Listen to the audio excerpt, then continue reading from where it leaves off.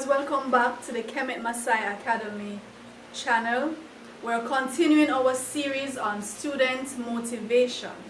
I am reading from the Student's Master Plan, Hardcore Rules for a Lifetime of Success. And I am at the passage entitled Rites of Passage.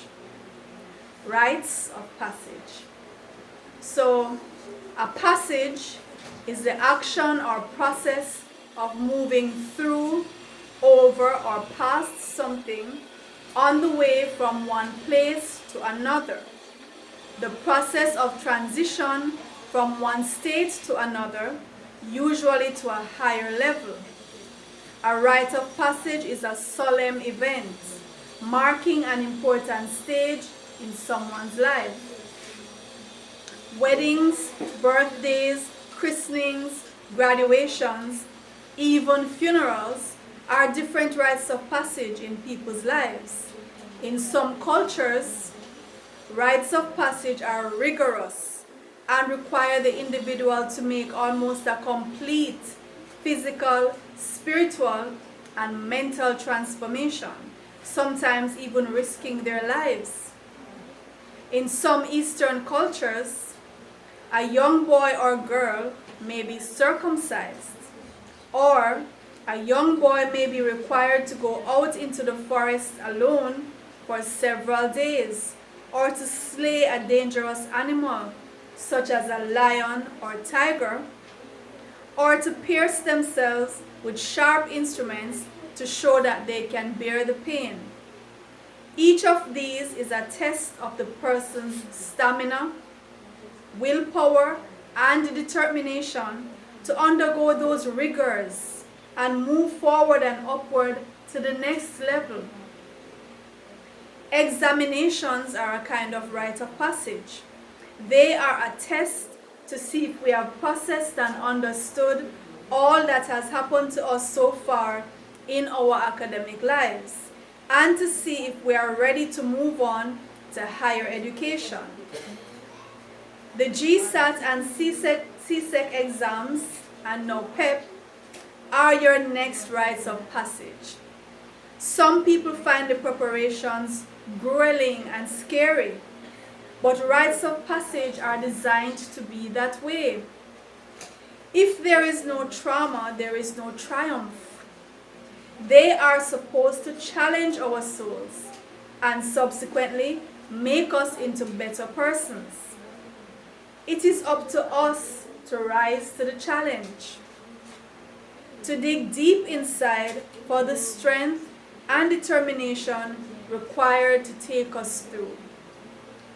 The important thing is for us to do our best, to understand that it is an important stage in our development, just as significant as facing the wilderness alone or challenging a lion. After every rite of passage, there is a significant change in the behavior of the individual, usually for the better. You are now at the stage of transformation from a young child to an adolescent. What is the normal behavior of a young child? Most young children are expected to be playful, noisy, and to not give too much thought to the impact of their actions. They often frolic, romp with vigor, scream and gallop, and this is for the most part acceptable. But an adolescent is expected to shed these childhood tendencies. No one is saying you shouldn't play, but you are expected to be reserved, more thoughtful, more mature, and refined in your actions. Especially with the approach of your exams, you should take more quiet time to reflect, to study, and to just relax. These bear the signs that you are aware of your new status. So when we talk about rites of passage, We're talking about something, some event, or some procedure, some process that you have to go through, and at the end of it, you would have moved from one stage to another. So it is signifying your advancement, your progress from one level to another level. And it's very important that we go through different rites of passage. In some cultures, particularly the Eastern cultures, African cultures, Asian cultures, and some native North American cultures and others, the rites of passage were very rigorous, very strict. There was a sharp demarcation between one stage and another stage. So, in many cases, the rites of passage took place during the childhood years, showing the different levels of advancement to adulthood. So these children, whether boy or girl, and usually they went through the rites of passage as the male group together, the females together. Many of them went through some really rigorous rites of passage. You know, having to go out into the forest to prove that you can withstand that, to prove that you can defy the elements. You are strong enough to survive for days in the forest without adult supervision or help. So many times you had 5, 7 young boys having to go out, or maybe they were told they had to go and hunt for a particular animal, which posed a threat. Some of these rites of passage actually posed a serious threat to their lives. I remember seeing one rites of passage where, I forget the culture, the young men had to run on the backs of these bulls that had very sharp horns. One slip, and this young man could puncture some part of his body, could face death, right? So what this did though was to make the mind, because these youngsters go through preparation. They go through preparation for years, priming them, telling them what to expect, what to do. And so by the time the rites of passage ceremony comes about, they pretty much, they have a strong sense of what is required of them, but it's still very terrifying, very scary for them. Now in the West, our rites of passage are not so demanding, not so rigorous. A christening is a rite of passage, a birthday party is a rite of passage. You're moving from one stage, one year of your life to another, and you would have matured some, you would have changed some, physically, emotionally, and otherwise. Funerals are rites of passage. We're seeing our loved one off, depending on what you believe happens after death. It's a rite of passage. A wedding is a rite of passage.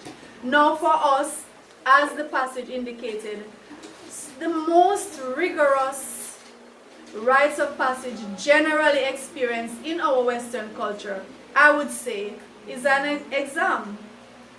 That is what drives fear into the hearts of our youngsters, really.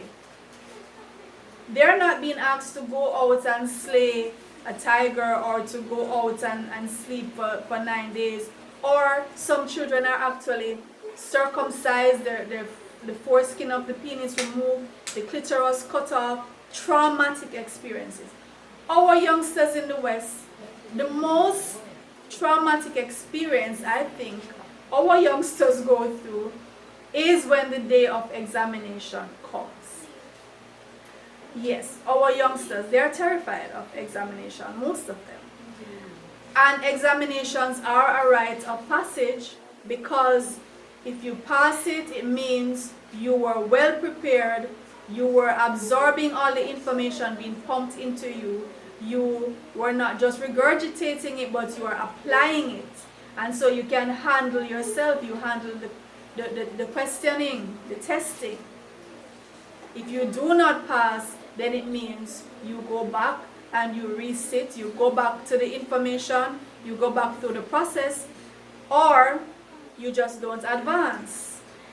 Or you advance but not to the level that you would want, not reaping the benefits you would want, so that it makes a difference. The outcome of the examination makes a clear difference.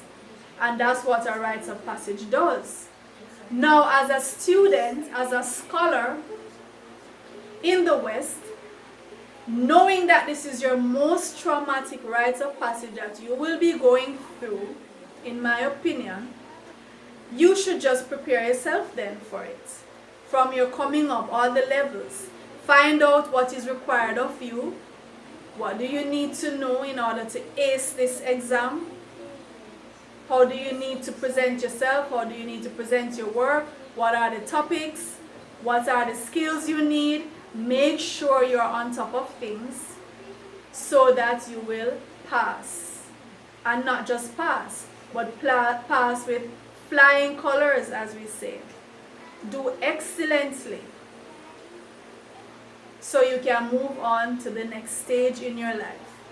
Alright, scholars? So, if you have not subscribed to the Kemet Maasai Academy channel, please do so now. I hope you have been motivated by all these videos in the motivational session. And please continue to watch these motivational videos to keep yourself inspired as a student. So I'll see you in the next video.